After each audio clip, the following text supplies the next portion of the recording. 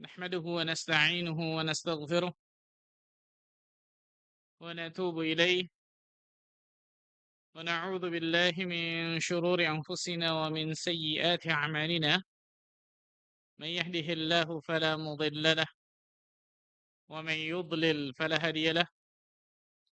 أشهد أن لا إله إلا الله وحده لا شريك له، وأشهد أن محمدا عبده ورسوله، صلوات الله وسلامه عليه، نبينا وحبيبنا محمد صلى الله عليه وعلى آله وصحبه وسلم.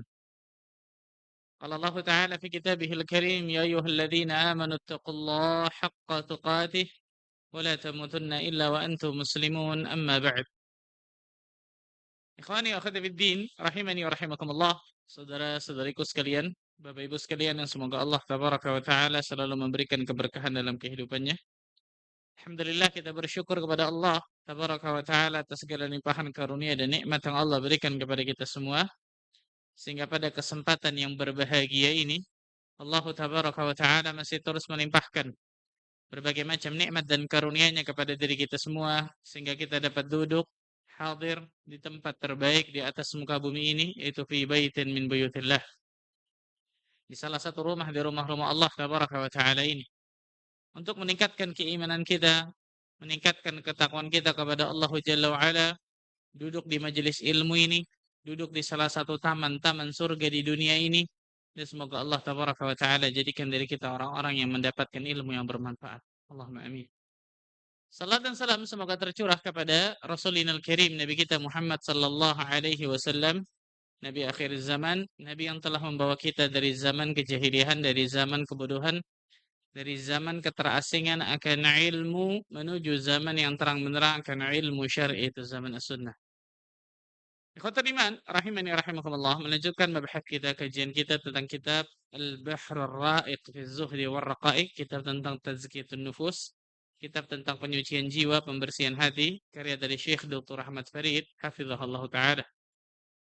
Terakhir sudah kita bahas tentang apa? Tentang apa?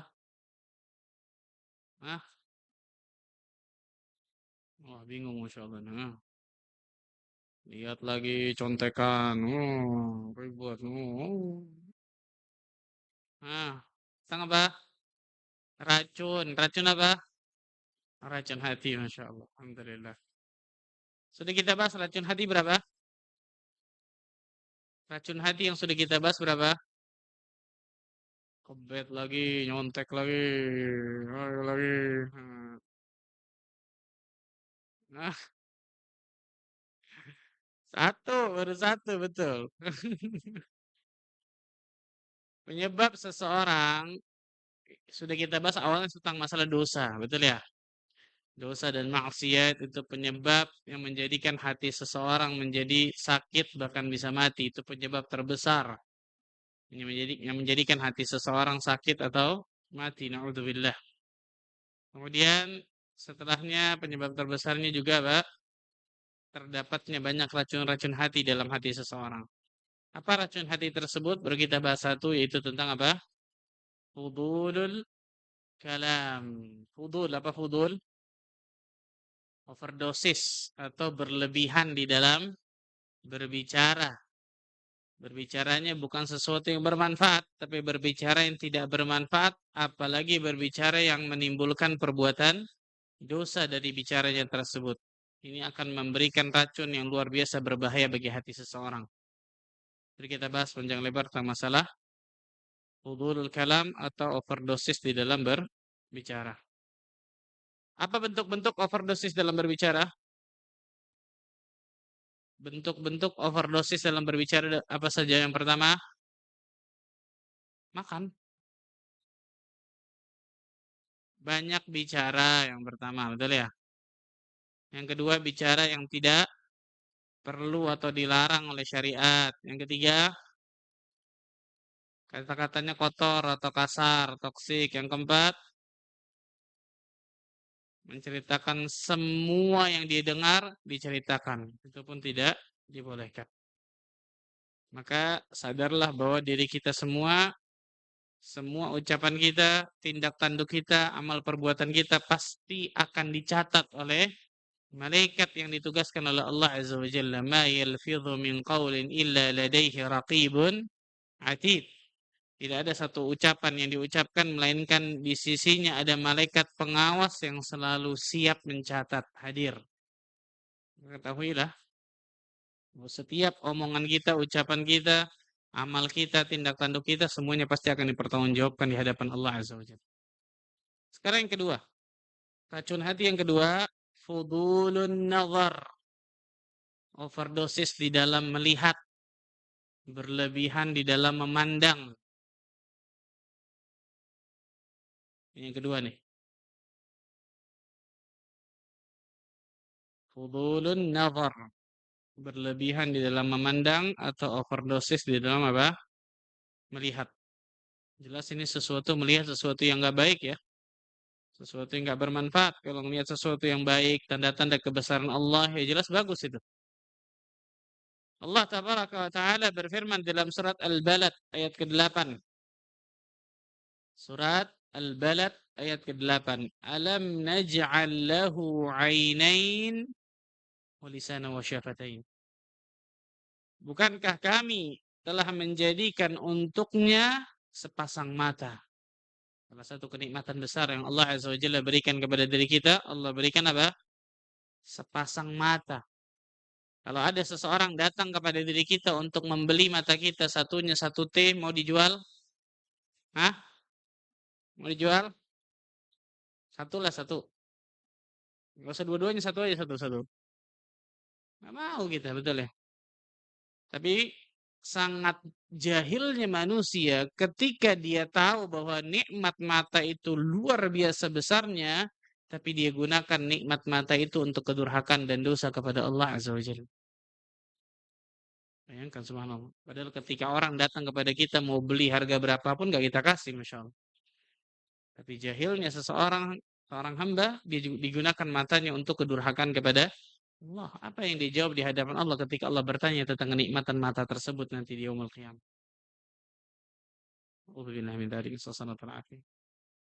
Nah, ini overdosis di dalam melihat, jelas ini sesuatu yang sangat luar biasa berbahaya. Jelas sesuatu yang berbahaya. Kita akan sebutkan bentuk-bentuk melihat yang diharamkan.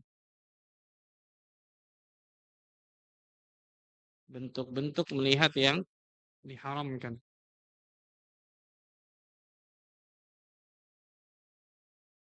Bentuk-bentuk melihat yang diharamkan. Yang pertama, melihat wanita secara umum.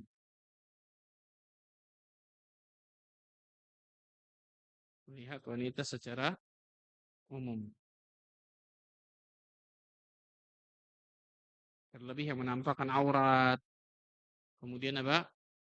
Yang menampakkan daya tarik. Zaman sekarang ini luar biasa. Seorang pemuda yang bisa menundukkan pandangannya dari melihat wanita yang tidak menjaga auratnya dengan benar. Ini istimewa pemuda ini. Istimewa, Masya Allah. Kalau melihat saja sudah nggak boleh, apalagi lebih dari itu. Betul ya? Membayangkan, menghayal, lebih parah lagi. Allah Azza wa Jalla berfirman dalam surat An-Nur ayat 30. Dalam surat An-Nur ayat ke-30.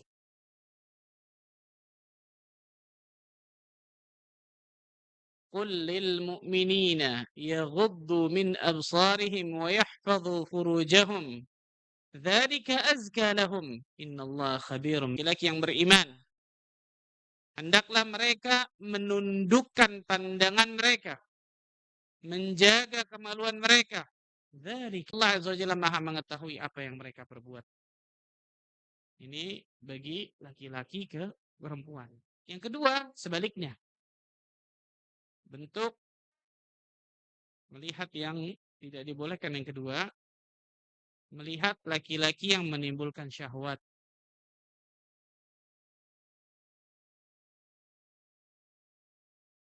Melihat laki-laki yang menimbulkan apa? Syahwat.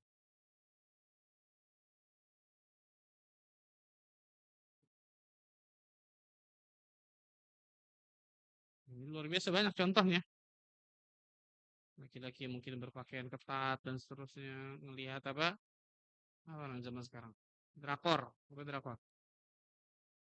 Saya bingung ngaji juga, drakor jalan juga. Ini gimana? Ini subhanallah. Kenapa Ustaz ganteng-ganteng? La ilaha illallah. Wajallah. Makanya hatta seorang laki-laki pun bukan perempuan, hatta seorang laki-laki pun ketika misal dia berolahraga, nggak boleh dia pakai pakaian ketat. Berarti kan? Betul ya? Dia olahraga, pakaiannya kayak lemper atau lemper. Sangat luar biasa sampai ini. Apa ini subhanallah ini? Jangan subhanallah. Apalagi wanita lebih parah lagi subhanallah. Lebih parah lagi. Allah Azza wa Jalla melanjutkan ayat selanjutnya. Surat An-Nur ayat 31-nya. Surat An-Nur ayat 30. Agar mereka menjaga pandangan mereka dan memelihara kemaluan mereka. Allahu Akbar. Di ujung ayat itu ayat panjang tuh ayat 31. Di ujung ayat itu Allah Azza wa Jalla mengatakan apa? Apa di ujungnya?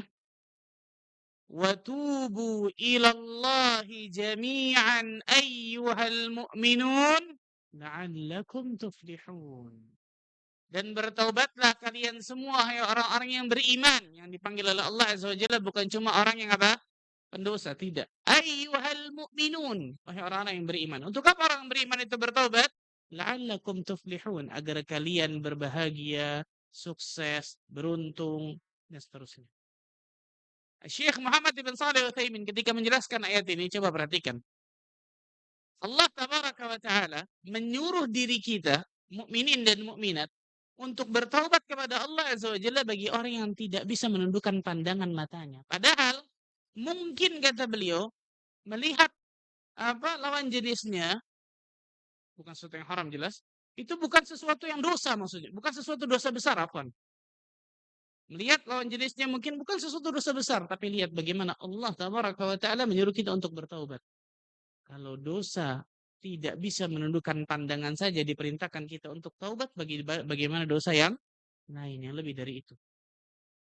Perhatikan. Allahu Akbar. Jadi bukan hanya laki-laki, perempuan pun diwajibkan untuk menundukkan apa? Pandangan. Perhatikan baik-baik.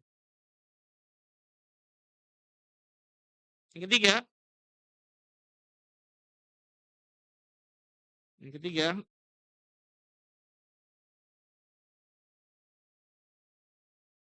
menonton secara umum. Menonton tontonan secara umum. Menonton tontonan secara umum. Baik itu film, video, drama, apapun itulah. Yang di dalam jelas nggak ada manfaatnya. Yang saya katakan tadi. Lebih parah, nonton drama bisa nangis, baca Quran kagak nangis. Nangis sedih. Kalau ditanya ini kan film bohongan. Iya saya tahu bohongan Pak Ustaz. Kenapa nangis terus bohongan? La ilaha illallah. Rasulullah sallallahu alaihi wasallam bersabda min husni islamil mar'i tarkuhu ma la ya'ni. Di antara tanda baiknya Islam seseorang, dia meninggalkan segala sesuatu yang tidak bermanfaat untuknya. Tanya kepada dirinya, kalau saya nggak nonton ini, kenapa memangnya?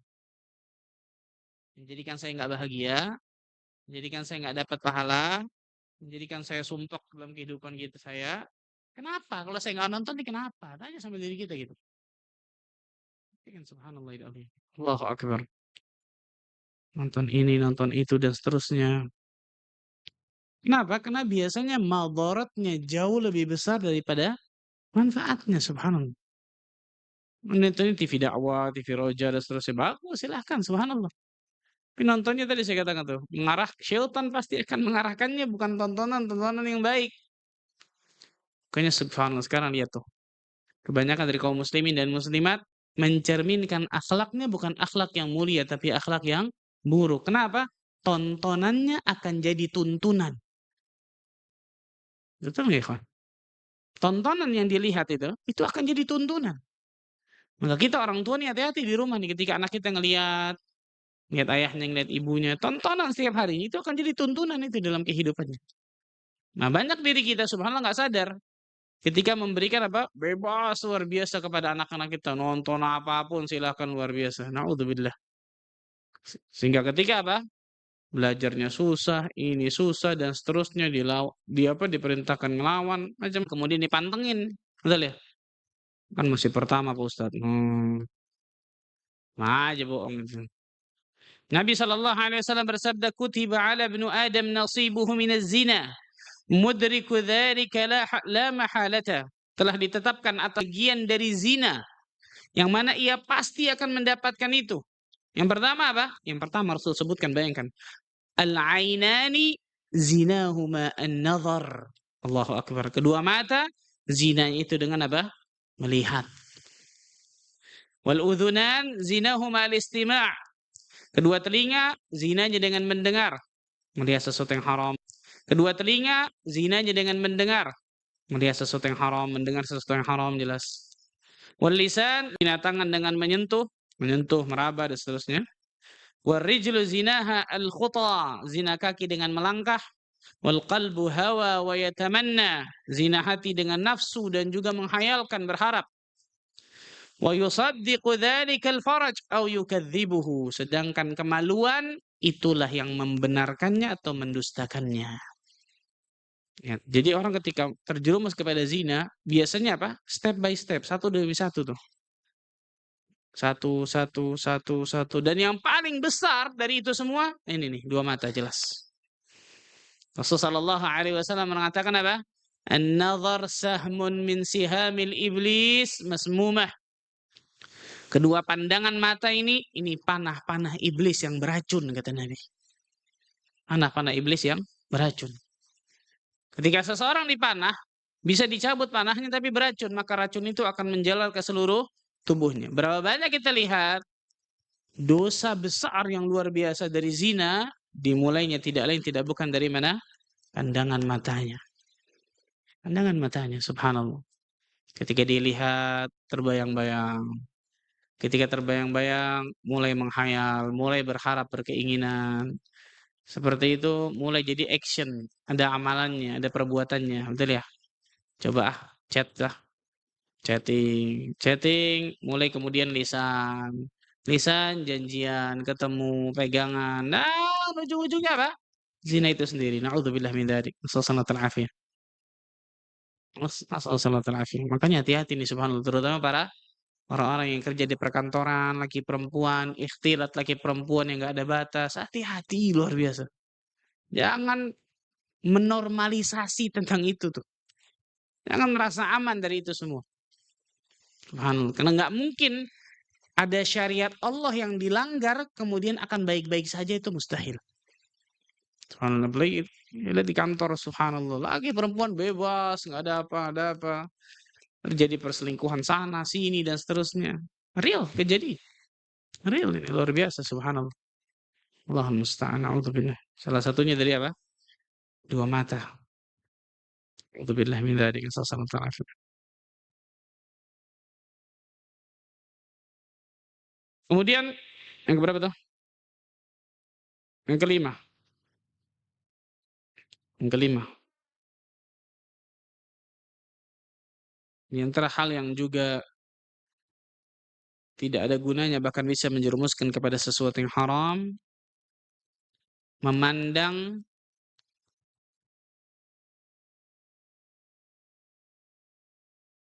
orang-orang yang lewat di jalanan. Jadi mengumbar pandangannya kemana-mana gitu. Terutama di jalanan.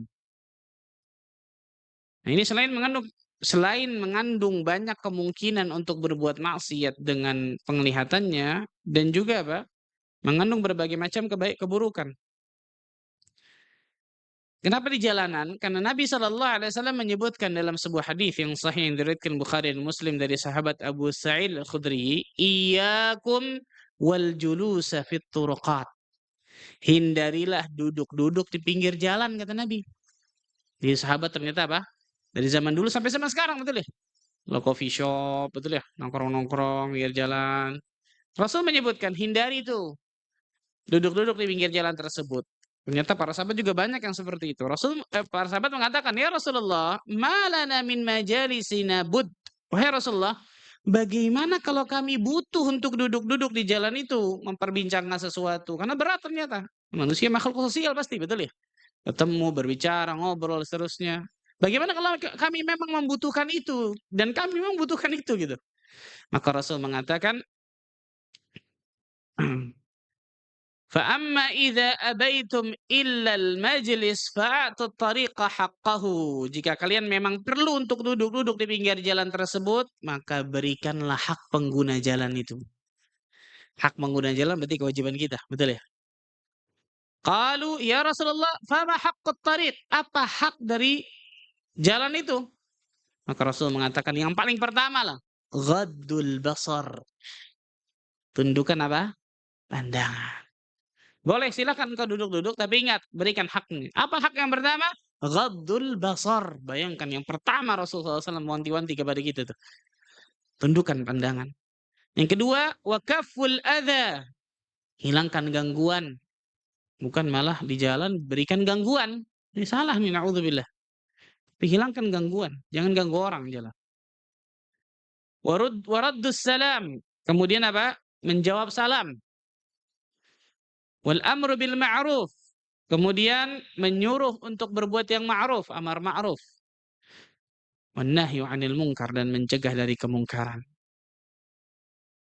Subhanallah. Nah, makanya saya sebutkan di antara di jalan. Kenapa? Karena hadisnya berbicara tentang masalah apa? Jalanan. Duduk-duduk dan seterusnya. Bukan nggak boleh ya. Bukan nggak boleh, tapi hati-hati. Benar-benar apa? Benar-benar harus berhati-hati tentang masalah ini. Ini disebutkan beberapa hal tentang overdosis dalam melihat. Fudulun nazar, berlebihan di dalam memandang. Apa saja bahaya dari overdosis ketika melihat ini? Ada banyak bahayanya. Kita sebutkan secara cepat. Yang pertama, yang saya katakan tadi, pandangan adalah salah satu panah iblis yang beracun. Pandangan adalah salah satu panah iblis yang beracun. Ketika iblis melemparkan anak panahnya tersebut, ternyata apa? Dari pandangan yang paling berbahaya bisa dikatakan. Maka akan terbentuk apa? Halusinasi mungkin, betul ya, pikiran, menghayal dan seterusnya. Hadisnya tadi riwayat Imam Hakim, an-nadhrah sahmun min sihami iblis masmumah. Pandangan adalah salah satu anak dari panah iblis yang beracun. Faman tarakaha min khaufillah athabahu azza wa jal. Barang siapa yang meninggalkannya karena Allah, itu takut melihat yang haram, maka Allah azza wa jalla akan mengganjarnya, mengajar pahala. Apa pahalanya? Athabahu jalla wa azza imanan yajidu halawatahu fi qalbih. Allah akan mengganjarnya dengan manisnya keimanan yang Allah berikan ke dalam hatinya. Allahu akbar. Yang kedua, bahaya dari overdosis ketika melihat. Memandang adalah sesuatu yang bisa menyibukkan hati kita. Memandang adalah sesuatu, memandang berlebihan jelas, adalah sesuatu yang bisa menyibukkan hati kita dari amalan-amalan saleh yang seharusnya dilakukan, yang seharusnya bisa dilakukan.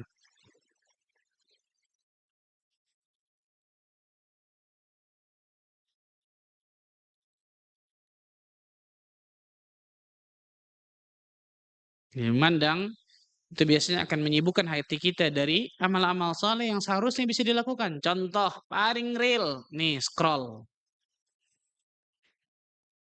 Betul? Berapa lama kita scroll nih? Lihat, lihat, lihat, lihat.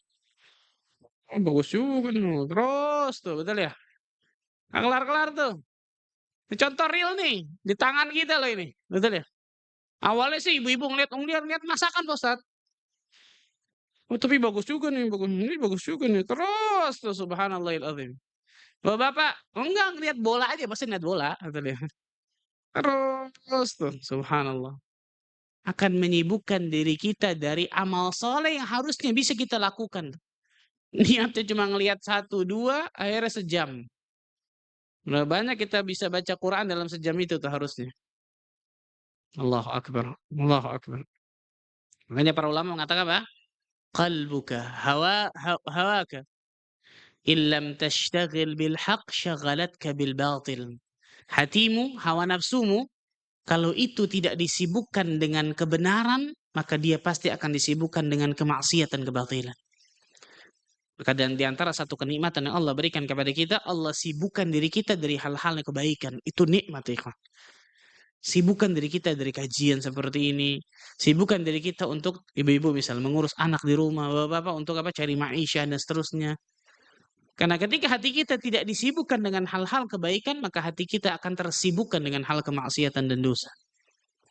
Salah satunya nih, tuh lihat. Wah, nggak ada apa-apa nih, lihat ah. Ya, bukan nggak ada apa-apa, zikir, baca Quran, lihat, betul ya. Ah, lagi kosong nih, scroll lah, nggak apa ya. Niatnya nggak mau ngelihat mungkin, ketika apa? Dilihat satu, dua, tiga, dan biasanya ada aja tuh masuk, sesuatu yang haram. Astagfirullah, sekali, betul ya. Masih astagfirullah tuh, sekali itu ya. Lah 10 kali sih, bagus juga ini Masya Allah nih. Hati-hati nih, ini bahaya ini, luar biasa ini. Na'udzubillah min dzalik ini.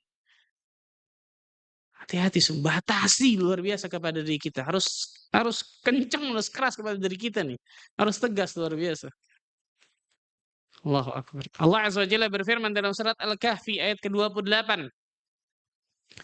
Surat Al-Kahfi surah 18 ayat 28. ولا تطع من أغفلنا قلبه عن ذكرنا واتبع هواه وكان أمره فرطا. Dan janganlah kalian mengikuti orang yang hatinya telah kami lalaikan dari mengingat kami, serta menuruti hawa nafsunya, dan keadaannya itu adalah keadaan yang sudah melampaui batas. Allahu Akbar. Yang ketiga, fudulun nazar atau overdosis dalam melihat adalah bentuk kemaksiatan kepada Allah.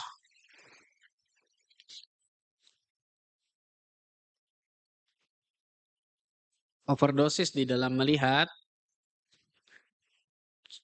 adalah bentuk kemaksiatan kepada Allah. Karena orang ketika biasanya ngelihat, bukan ngelihat doang pasti. Pasti dia akan apa? Berbayang-bayang dan seterusnya. Bahkan subhanallah, ketika sebelum sholat kita melihat sesuatu yang kita pikirkan dalam sholat itu yang terakhir tuh. Yang kita lihat dan kita bayangkan. Masuk tuh ke dalam sholat biasanya. Masuk subhanallah. Bapak habis apa meeting. Meetingnya luar biasa dan seterusnya. Wah, sholat waktu sholat. Wah, sholat betul. Sholatnya mikir apa kira-kira? Meeting biasanya. Apalagi meeting belum kelar lagi. Apalagi meetingnya tanggung. Wah, harusnya bisa putus nggak putus tuh. Waduh. Ibu-ibu nih pas lagi apa? Nonton adzan. Wah, sholat dulu. Pause dulu, pause dulu, pause dulu. Insya Allah masuk tuh tontonan tersebut dalam sholat. Itu di antara hikmah kenapa kita dimulai untuk qobliyah dulu. Betul ya? Ada sholat qobliyahnya. Kemudian baru masuk ke sholat apa? Wajibnya. Ada zikirnya dan seterusnya. Subhanallah. Yang keempat. Memandang akan menimbulkan kegelapan dalam hati. Na'udzubillah.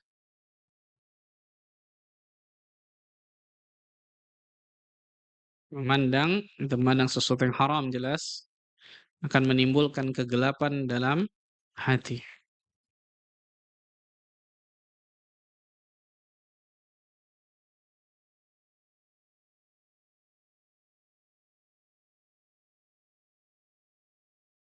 Seorang salafus saleh dari Imam Abu Syuja' Al-Karmani pernah mengatakan, Man 'ammara dhahirahu bittiba'i sunnah wa batinuhu bidawamil muraqabah wa ghaddu basarihi 'anil maharim wa kaffa nafsihi 'anil syubuhat wa igtadza bil halal wa lam tukhti lahu firasah.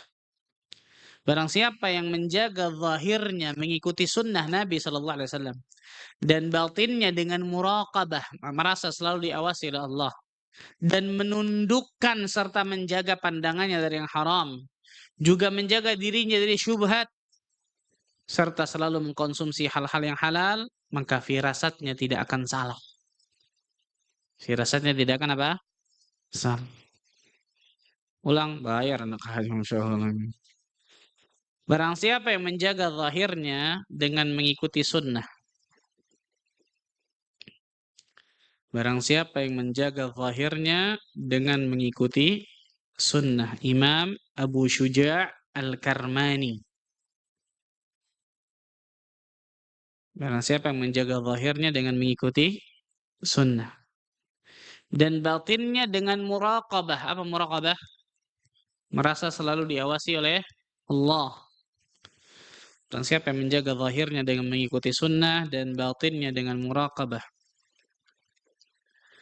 Dan menundukkan serta menjaga pandangannya dari yang haram. Dan menundukkan serta menjaga pandangannya dari yang haram.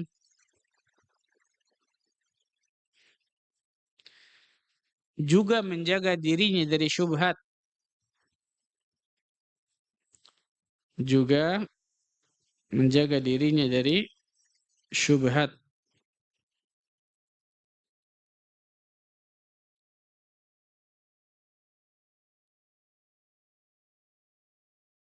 Serta selalu mengkonsumsi yang halal, maka firasatnya tidak akan salah. Serta selalu mengkonsumsi yang halal, maka firasatnya tidak akan salah.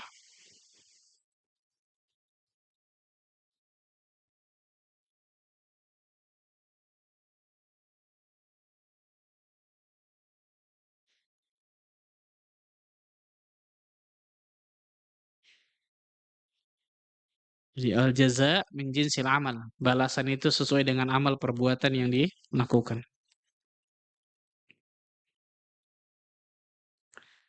Sahabat Jarir bin Abdullah Al-Bajali radhiyallahu anhu.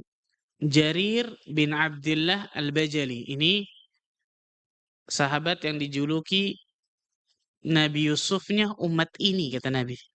Karena saking apa? Gantengnya, Masya Allah.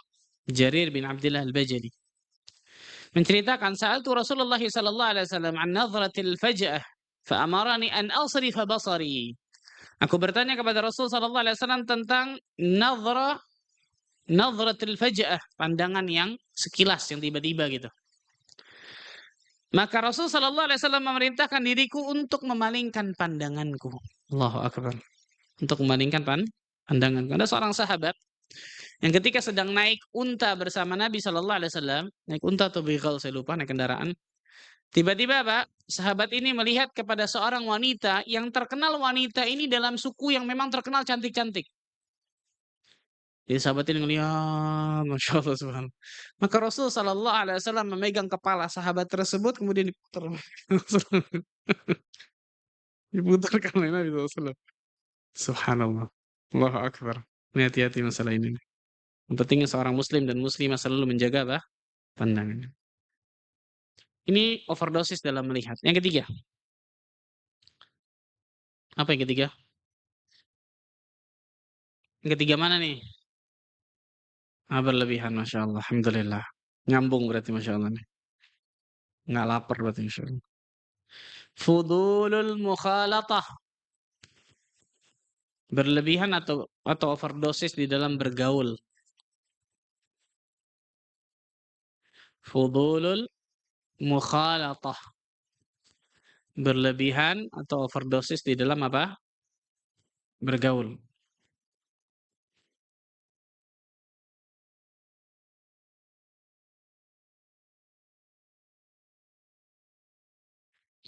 Perhatikan perkataan Al-Imam. Fadhal.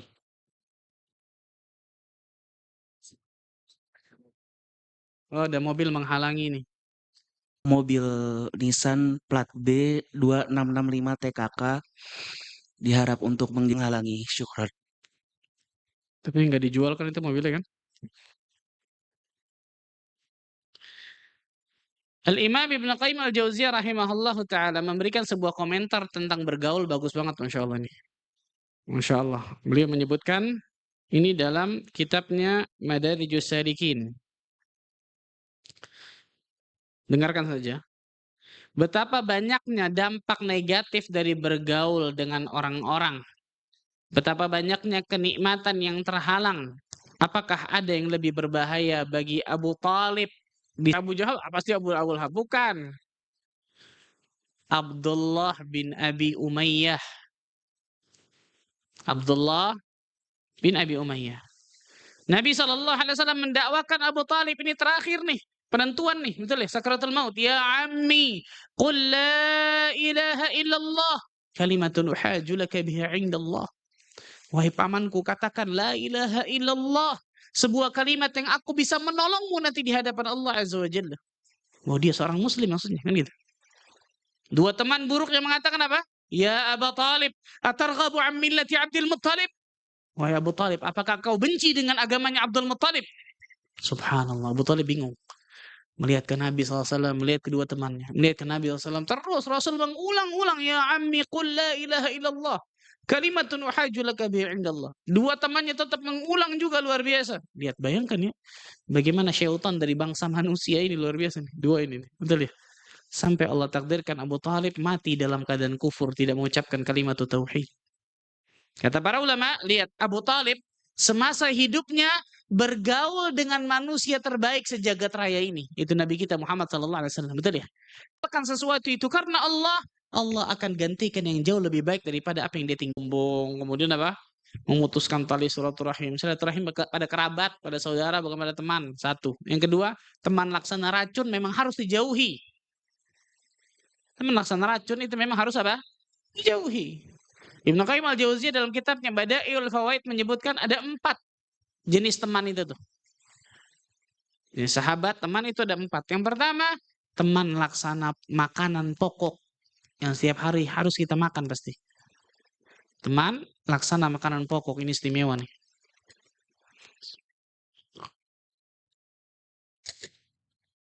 Para ulama nih, para guru juga masuk ke sini.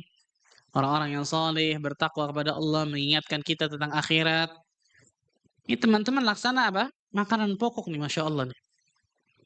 Sebagaimana kita harus makan setiap harinya untuk memberikan gizi baik bagi badan kita, maka kita juga harus ketemu dengan teman-teman seperti ini untuk memberikan gizi bagi hati kita. Teman laksana makanan pokok. Yang kedua, teman laksana obat. Kapan kita minum obat? Ketika sakit, ketika kita membutuhkan, betul ya? Dan nggak mungkin tiap hari kita minum obat. Ngobat akhirnya tuh. Betul ya? Maksudnya apa? Ini teman paling banyak yang kedua nih. Teman yang memang kita butuhkan ketika kita memang butuh. Teman kerja, teman main mungkin, teman gaul, dan seterusnya. Nggak mungkin setiap hari bersama, terus mustahil, nggak mungkin kan gitu. Kita mendatanginya ketika memang kita lagi butuh, dan seterusnya. Yang ketiga, teman laksana penyakit. Dengan berbagai macam tingkat penyakitnya tuh. Ringan, sedang, ataupun berat. Ini hati-hati nih, kalau kita nggak punya ilmu, nggak punya penawarnya, jangan dekat ke teman yang ketiga ini. Nular pasti penyakitnya kepada kita. Enggak, saya mau dakwahin dia Pak Ustadz. Antumnya sudah kuat belum? Dakwahin, kecebur lagi ntar. Real, benar-benar saya dapatkan luar biasa banyak nih cerita seperti ini. Bukan 1 2 luar biasa. Bahkan orang yang sudah punya cucu, coba bayangkan, bukan punya anak lagi nih, punya cucu. Ketemu dengan teman-teman buruknya lagi, jadi jalan syaitan lagi masuk ke dalam dirinya. Ini bukan cuma anak-anak kita, perhatikan baik-baik. Melaksana penyakit. Kalau kita punya ilmu, kita ingin narik teman tersebut, penyakit dari teman ini mungkin ringan, ini lain cerita mungkin. Tapi kalau penyakitnya berat, kita nggak punya ilmu, jangan pernah deketin, jauhin. Karena bisa menular. Yang terakhir, yang keempat, yang tadi, teman laksana racun. Jauhin, jangan pernah deketin sedikit pun. Jangan pernah deketin sedikit pun nih. Alhamdulillah. Selalu memberikan apa? menyuruh kita untuk berbuat maksiat, dosa, kedurhakaan, bahkan kesyirikan, durhaka kepada Allah, jauhin. Allah akan ganti yang jauh, yang lebih baik daripada teman tersebut. Jangan takut. Maka saya sering katakan, tidak boleh seorang muslim dan muslimah bersahabat dekat, perhatikan nih, bersahabat dekat, berteman karib kepada semua orang yang baik atau orang yang buruk, jadi sahabat dekatnya nggak bisa. Kalau sekedar kenal, supel, silahkan. Silahkan. Tapi kalau teman dekat, sahabat karib, tidak kita dapat, tidak kita cari kecuali sahabat-sahabat yang bertakwa pada Allah dalam mengambil sahabat dekatnya. Salah dalam mengambil teman karibnya. Tadi contohnya Abu Thalib tuh. Allah Azza wa Jalla berfirman di dalam surat Al-Furqan, surah 25 ayat 27 sampai 29. Surat 25 Al-Furqan ayat 27 sampai 29. Allah Azza wa Jalla berfirman, akan berusaha memasukkan kedua tangan mereka ke dalam mulut mereka. Saking nyeselnya luar biasa. Seraya mereka berkata, nyesel luar biasa. Wahai sekiranya dulu aku mengambil jalannya para rasul. Coba dulu ya aku taat sama rasul ya. Coba dulu aku jalannya para rasul, bukan jalannya ahlul maksiat dan dosa. Allahu Akbar. Wahai celaka diriku. Celaka diriku. Sekiranya dulu aku tidak menjadikan si fulan jadi teman dekatku, Khalil. Khalil itu yang disayangi, yang dicintai, teman dekat kan gitu ya. Seandainya aku tidak menjadikan si fulan nih jadi sahabat karibku, seandainya. Angan-angan kosong yang nggak mungkin terjadi tuh. Betul ya? A'udzubillah min dzalik. Kenapa? Laqad adallani 'ani dzikri ba'da idh ja'ani. Karena sungguh si fulan telah menjauhkan aku dari hidayah Al-Qur'an. Padahal hidayah Al-Qur'an datang kepada diriku. Datang, bukan nggak datang loh. Tapi ternyata si fulan yang buruk ini telah menjauhkan aku dari hidayah Al-Qur'an. A'udzubillah min dzalik. Wa kana asyaitanu lil insani khadhula, dan syaitan benar-benar menjadi pengkhianat bagi manusia. Nggak bisa nih seorang muslim dan muslimah, wah saya sih Pak Ustadz, teman dekat saya, sahabat karib saya semuanya Pak Ustadz. Dari ahli sajadah sampai haram jadah Pak Ustadz. Na'udzubillah min dzalik. Apa ini haram jadah? La haula wala quwwata illa. Nggak bisa, harus selektif. Nabi SAW menyuruh kita. Al-mar'u ala dini khalilihi falyanzur ahadukum man yukhalil. Agama seseorang tergantung agama teman karibnya. Maka lihatlah siapa yang dia jadikan teman karibnya tersebut. Subhanallah. Orang terjerumus dalam narkoba, terjerumus dalam yang namanya keburukan, maksiat, dosa, dan seterusnya. Awal mulanya biasa paling besar karena apa? Paling besar tuh luar biasa tuh. Banyak sebabnya, betul ya. Bisa jadi karena lingkungan, pendidikan orang tuanya, tapi yang terbesar ternyata dari apa? Teman, luar biasa itu. Anak-anak kita sudah bagus, masya Allah di rumah dan seterusnya, dididik, keluar ketemu dengan teman, tiba-tiba masuk ke dalam rumah ngomong sesuatu yang buruk. Ini dari mana dapatnya nih? Teman, betul ya? Subhanallah, apalagi zaman sekarang, la ilaha illallah. Luar biasa gampangnya diakses masalah ini nih, betul ya? Hati-hati, subhanallah. Hati-hati. Disebutkan para ulama tentang masalah hal ini. Seorang muslim dan muslimah berkewajiban untuk benar-benar apa? Menyeleksi, selektif dalam mencari teman dekat. Dan sekali lagi saya katakan, teman dekat, sahabat karibnya. Jangan sampai dia menyesal di hari kiamat nantinya karena salah dalam mengambil sahabat karibnya. Karena Allah sebutkan ini pasti akan ada manusia-manusia yang menyesal nanti di hari kiamat. Allah sudah kasih tahu, bayangkan subhanallah bagaimana sayangnya dan cintanya Allah Azza wa Jalla kepada hamba-hambanya.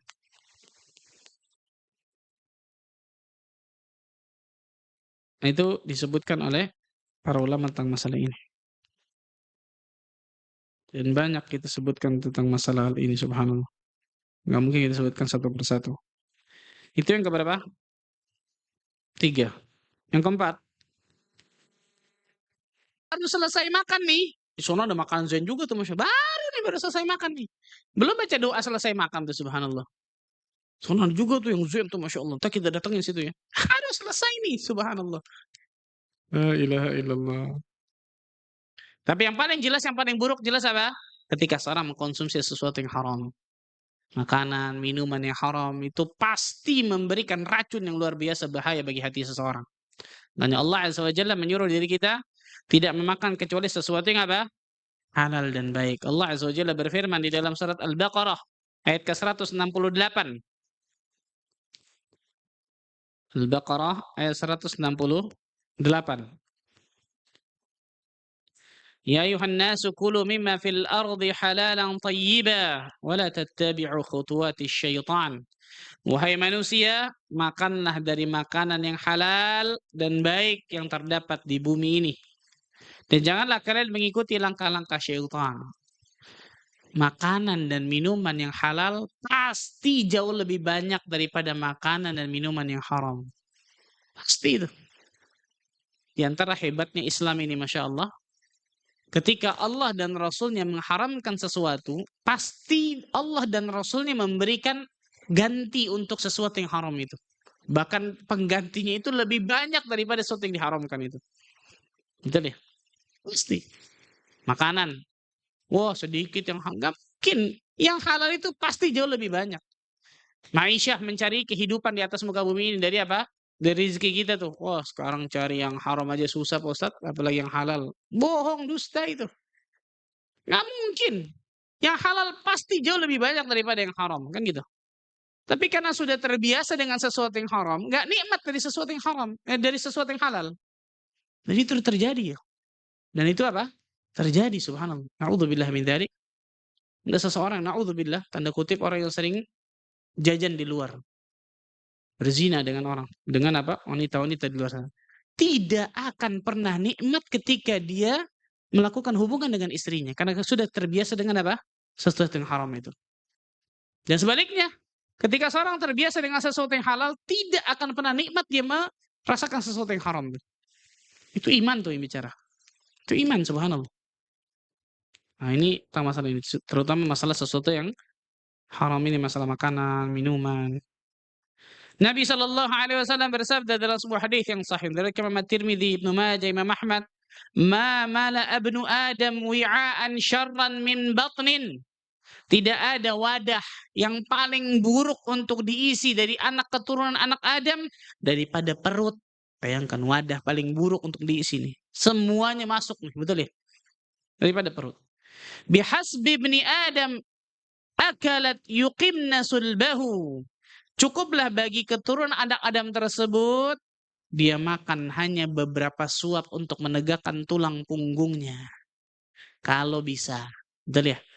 Kalau dia bisa, dia makan hanya untuk menegakkan tulang punggung itu, makan untuk langsung hidupnya saja kalau dia bisa. Tayyib. Kalau nggak bisa gimana? Fa in kana la mahalata. Kalau memang dia tidak bisa, harus lebih dari itu, fa thuluthun li ta'amihi, sepertiga untuk makan, wa thuluthun li syarabihi, sepertiga untuk minum, wa thuluthun li nafasihi, sepertiga untuk nafas. Allahu akbar, luar biasa nih. Allahu akbar. Ini ditinjau dari segi kedokteran luar biasa, memang istimewa banget. Sepertiga makan, sepertiga minum, sepertiga apa? Nafas. Kita temukan makanan yang kita suka depan mata kepala kita, setengah makan, setengah minum, nggak ada nafasnya, betul ya? Sehingga habis makan biasanya apa? Cengap-cengap, masya Allah tuh. Nggak ada nafasnya, saking kenyangnya luar biasa. Imam Syafi'i rahimahullah taala tidak pernah kekenyangan, bukan kenyang nih, tidak pernah kekenyangan itu terlalu kenyang kecuali selama 17 tahun lamanya kecuali satu kali. Kita tiap hari kayaknya kekenyangan, masya Allah ini ya.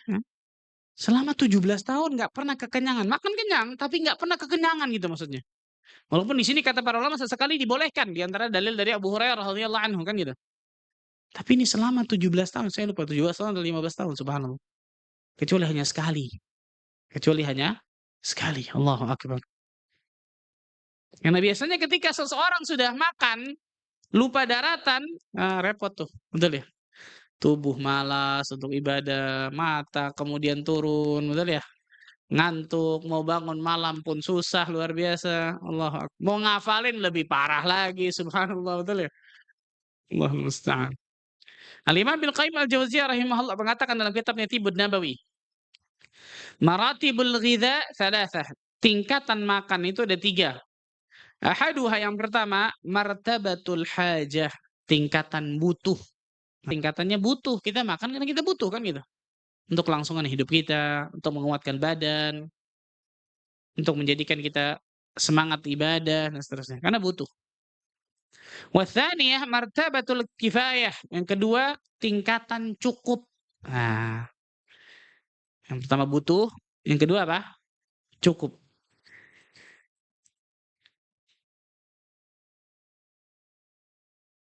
Martabatul kifayah itu tingkatan cukup yang kedua. Kan bangkrut. Tidaklah kalimat ini diucapkan melainkan karena asal muasal jadi penyakit yang kerakusan. Dampak buruk dari makan berlebihan. Yang pertama, jelas dari segi kesehatan. Lebih senang kenyang atau senang lapar? Mau jawab lapar bohong, betul ya. Mau jawab kenyang malu. Perhatikan hadis ini. Aisyah radhiyallahu anha mengatakan, "Ma syabi'a alu Muhammadin sallallahu alaihi wasallam mundu qadimal Madinah min ta'amil bur thalatha layalin tiba'an hatta qubida." Allahu akbar. Keluarga Muhammad sallallahu alaihi wasallam, keluarga Rasul sallallahu alaihi wasallam sama sekali tidak pernah makan gandum sampai kenyang berlebihan semenjak datang ke Madinah selama 3 hari berturut-turut sampai meninggal. Dikata Aisyah radhiyallahu anha, istri Nabi SAW. Bayangkan ya, Allahu Akbar. Dan ini pilihan Nabi jelas. Ini pilihan hidup apa? Nabi hidup dengan sederhana, Masya Allah. Keluarga Muhammad SAW sama sekali tidak pernah makan gandum sampai kenyangan semenjak datang ke Madinah selama 3 malam berturut-turut. Jadi kalau hari ini misal kenyang, besok kenyang, yang ketiga enggak tuh. Hari ketiganya enggak. Paling banyak 2 hari, kan gitu ya. Enggak pernah tuh 3 hari berturut-turut sampai meninggal. Ini kata Aisyah radhiyallahu anha, bayangkan. Nabi SAW menyebutkan ta'amul wahid yakfil itsnain. Porsi makan satu orang itu mencukupi 2 orang harusnya. Kok kita kebalik, Masya Allah ya, subhanallah. Porsi 2 cukup dengan berapa? 1. Kita bikin mie aja 2, 3, 4, betul ya? Allahumma musta'an. Ini harus apa? Dikendalikan. Harus dikendalikan, subhanallah. Karena biasanya ketika orang sudah banyak apa makan seperti ini akan berpengaruh kepada berbagai macam aktivitas kehidupannya, baik duniawi ataupun ukhrawi. Baik duniawi ataupun apa? Ukhrawi. Bukan berarti nggak boleh makan ya, tidak, salah, bukan itu maksudnya. Tapi coba biasakan diri kita untuk menahan nafsu kita. Mau kita, bukan nggak mau, mustahil manusia nggak mau, betul ya? Apalagi makanan yang enak luar biasa. Sesekali silahkan, nggak ada masalah kan gitu. Jangan tiap hari, tiap hari, tiap hari, tiap hari. Bahaya itu, subhanallah. Dan biasakan kata para ulama untuk mengekang hawa nafsu kita. Salah satunya nafsu masalah berlebihan dalam makan dan minum ini, subhanallah. Disebutkan oleh para ulama tentang masalah ini. Idah namatil fikrah. Ketika perut itu kekenyangan, kenyang berlebihan, maka pikiran pun pasti akan tertidur. Nggak bisa mikir tuh, betul ya? Enggak, Pak. Jangan makan silahkan, nggak ada masalah. Nggak makan mati gitu, subhanallah. Tapi jangan berlebihan. Ternyata apa? Namatil fikrah, bisa mematikan pikiran seseorang. Makanya para ulama terdahulu subhanallah ketika mereka ingin menghafal, tidak pernah mereka sengaja untuk lebih mengenyangkan perut mereka ketika mau menghafal. Nah, biasanya kata para ulama di antara Imam Syafi'i, ketika dalam perutku lapar, maka pada saat itu lebih mudah untuk mencerna dalam menghafal. Kita lapar susah, kenyang susah ngafalin, subhanallah. Allahumma musta'an. Yang terakhir, yang kelima berarti betul ya? Kalau orang sudah banyak makan, tubuhnya lemas, capek, matanya kemudian apa? Fudulun naum, banyak tidur. Banyak apa? Tidur. Kawan, kalau Allah berikan jatah usia kita 60 tahun, sepertiga itu kita habiskan buat tidur doang loh. Betul? Betul nggak ya? 60 tahun misalnya. Kita tidur berapa jam sehari? 12 jam jangan kayak bayi, Masya Allah nih, subhanallah. Tidur, subhanallah nih. 6 jam, 7 jam, 8 jam, biasa betul ya? Kita ambil rata-rata lah 8 jam misal, betul ya? Karena ketika bayi berarti kan lebih banyak kita, betul ya? Ketika bayi, ketika kecil lebih banyak. Ketika sudah tua tambah sedikit, kan bisa gitu ya? Kita ambil rata-rata 8 jam lah misal. Berarti kalau 8 jam, satu hari itu berarti sepertiga hari kita diambil buat tidur tuh. Kan 24 jam, dibagi 3, 8, betul? Berarti 60 tahun, 20 tahun kita pakai untuk tidur saja. Sisa berapa? 40. 20 tahun lagi kita pakai untuk cari ma'isyah. Orang kerja, dagang, dan seterusnya. Biasanya sehari berapa jam? 7, 8 jam, betul ya? Untuk cari ma'isyah. Sisa berapa? 20 tahun lagi. 20 tahun dipotong sebelum balik. Orang balik macam-macam. 13, 14, 15, 17. Ambil tengah-tengah 15. 20 kurang 15. Sisa berapa? 5 tahun. 5 tahun dipotong macet-macetan di Jakarta, kongko-kongko di kafe, ngomongin orang, coba. Sisa berapa tuh? Minus jangan-jangan tuh, subhanallah. Kita sholat, puasa, kita sholat, baca Quran, hadir kajian, dan seterusnya. Berapa banyak tuh sehari itu? Allahu Akbar. Tapi lihat bagaimana Rahman dan Rahimnya Allah. Kalau waktu yang singkat itu ternyata benar-benar kita pakai untuk beribadah luar biasa ikhlas, Allah kasih surga kepada kita. Padahal itu nggak apple to apple banget tuh, betul ya? Bagaimana Rahman dan Rahimnya Allah Azza wa Jalla. Kalau ternyata waktu yang singkat itu masih kita pakai untuk kedurhakaan dan dosa kepada Allah, contohnya berlebih-lebihan masalah ini tadi nih, A'udzubillah min dzalik, neraka yang akan menanti dirinya. Maka introspeksi diri kita, muhasabah diri kita, agar kita termasuk golongan hamba-hamba Allah yang mendapatkan keberuntungan dunia akhirat. Wallahu a'lam bishawab. Ini tentang masalah racun-racun hati. Ada satu lagi sebenarnya, fudulul istima', banyak mendengar. Apa overdosis dalam mendengar, itu mendengar sesuatu yang haram jelas. Mendengar sesuatu yang haram itu pun bisa masuk. Maka tadi di antara zinanya telinga dengan apa? Istima', dengan mendengar, itu mendengar sesuatu yang diharamkan. Allah a'lam bishawab, itu mungkin yang saya bisa sampaikan. Silakan mungkin kalau ada yang mau bertanya.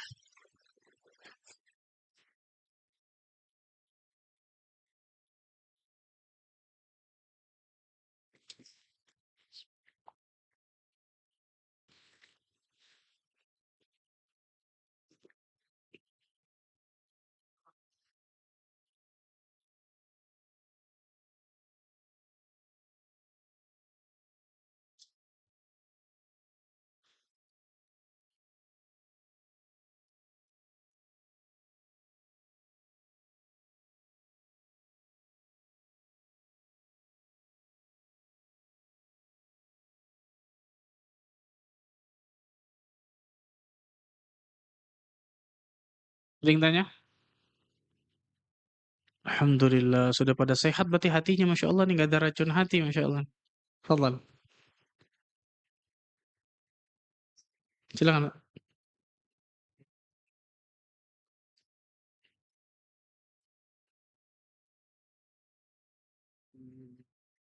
Dia apa, Pak? Ah,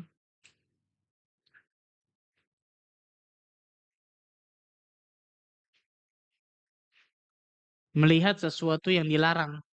Oh, melihat sesuatu maksud dosa gitu, maksiat. Nah, betul, sahih. Kita nggak ngelihat, dia ngelihat kita, betul Pak? Masya Allah. Subhanallah. Nah, yang paling terpenting yang pertama jelas memalingkan pandangan atau kemudian menundukkan apa? Pandangan kita ketika kita melihat sesuatu yang di jalan, sesuatu yang haram, yang nggak boleh dan seterusnya. Maka yang paling pertama jelas langsung memalingkan pandangan kita atau menundukkan pandangan kita. Itu yang pertama. Yang kedua kata para ulama, beristighfar dan bertobat kepada Allah. Astaghfirullah wa atubu ilaih, astaghfirullah wa atubu ilaih, astaghfirullah wa atubu ilaih. Ini yang kedua nih. Sebenarnya dua ini cukup sebenarnya. Sebenarnya dua ini apa? Cukup. Tapi Allah alam bisawab, ketika kita menambah lebih bagus lagi. Apa menambahnya? Doakan agar Allah berikan hidayah kepada orang tersebut misal. Misal kita ngelihat sesuatu yang haram, wanita yang buka aurat, yang apa pakaiannya ternyata seronok nggak benar. Doakan semoga Allah berikan hidayah kepada dirinya. Semoga Allah berikan hidayah kepada dirinya. Itu kan doa bi dhahril ghaib. Kita mendoakan kebaikan kepada saudara kita dan saudara kita tidak tahu kita doakan kebaikan. Maka malaikat di atas kepala kita akan mengatakan amin walaka bimithlih. Semoga Allah kabulkan doamu dan semoga engkau juga mendapatkan yang sama dengan doa itu. Kan gitu ya? Ini istimewa Masya Allah. Doakan. Jadi selain dari apa? Memalingkan pandangan atau menundukkan pandangan, istighfar dan taubat. Kemudian apa? Bisa juga untuk mendoakan dirinya agar mendapatkan hidayah. Yang terakhir apa? Bersyukur kepada Allah Azza wa Jalla, Allah tidak jadikan diri kita melakukan hal tersebut misal.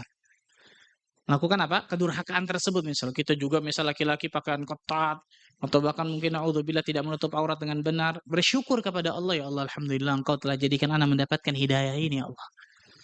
Itu kenikmatan luar biasa. Tapi pada hakikatnya ketika kita memalingkan pandangan kemudian mengucapkan istighfar itu pada hakikatnya sudah apa? Sudah cukup. Jadi jangan apa? Pantengin. Atau pantengin. Anak luar biasa kan masih pertama Pak Ustadz. Belum apa? Belum kedua, ketiga. Na'udzubillah.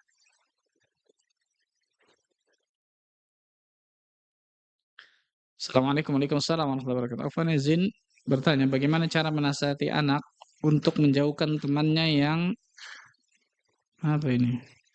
Tidak baik. Ketika liburan pesantren, di rumahnya ketemu temannya yang selalu mengajak main game sampai malas menjaga dan murajaah. Main gamenya di mana nih? Kalau main gamenya di rumah, gampang. Apa itu? Orang tuanya larang. Boleh main game cuma jam segini, hari ini. Selesai. Kalau di rumah kita, kan gitu ya.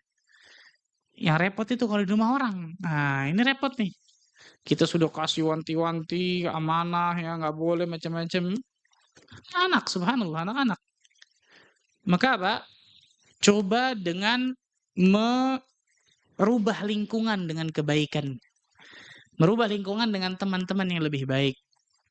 Nah, mungkin misal ketika pulang, kemudian mungkin ke yang kita tahu ke teman-teman yang mungkin bisa memberikan kebaikan. Dan itu pun subhanallah, itu semampu diri kita jelas. Semampu diri kita. Yang paling terpenting dari itu semua, dan ini parenting paling terbaik, jangan pernah lepas doa orang tua kepada Allah untuk anak-anaknya. Doa. Karena bisa jadi kemudian apa? Kita nggak bisa mengontrol 100% kehidupan anak-anak kita. Hatta itu di pesantren. Nggak bisa kita kontrol 100%, subhanallah. Tapi Allah Azza wa Jalla yang bisa menjaga mereka. Dengan syarat kita selalu apa?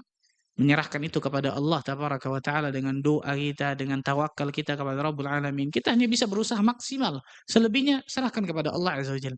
Bisa jadi na'udzubillah misal kemudian apa anak kita mungkin na'udzubillah melakukan sesuatu yang kedurhakaan dan seterusnya, tapi karena doa kita nggak pernah putus, Allah berikan hidayah dari hal-hal yang sama sekali nggak kita duga-duga.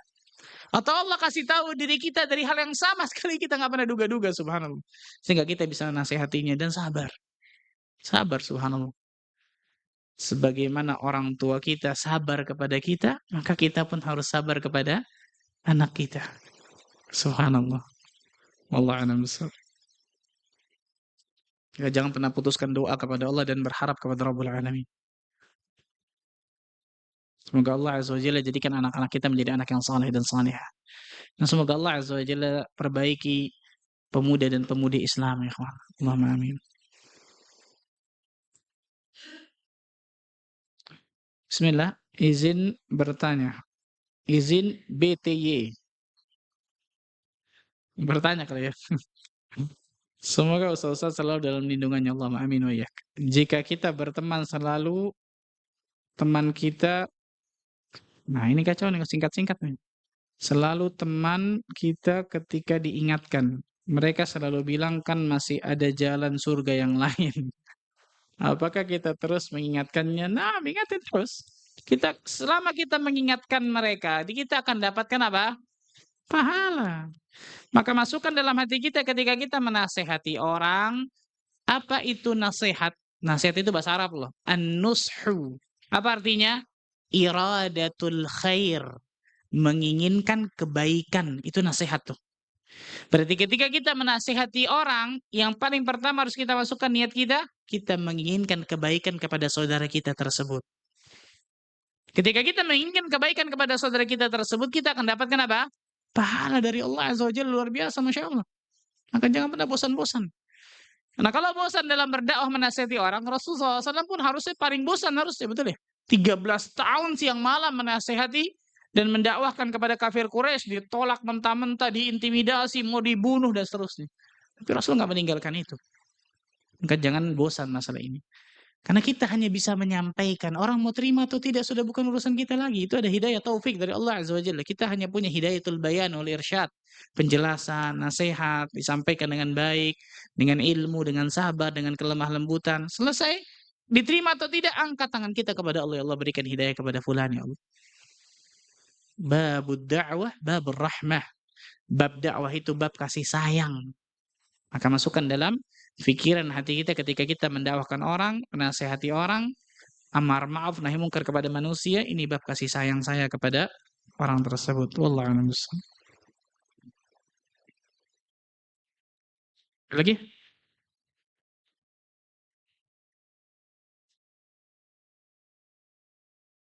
Baik, itu mungkin yang saya bisa sampaikan. Semoga Allah Azza wa Jalla jadikan diri kita termasuk golongan hamba-hamba Allah yang selalu Allah berikan hidayah taufik untuk meniti siratal mustaqim sampai nantinya Allah Azza wa Jalla wafatkan diri kita semua dalam keadaan husnul khatimah. Sebagaimana Allah Azza wa Jalla kumpulkan kita di masjid ini, semoga Allah bisa kumpulkan kita juga di surga Firdaus ya, tanpa hisab dan tanpa adab. Allahumma amin rabbal alamin. Subhanakallah bihamdika asyhadu an la ilaha illa anta astaghfiruka wa atubu ilaik. Wassalamualaikum warahmatullahi wabarakatuh.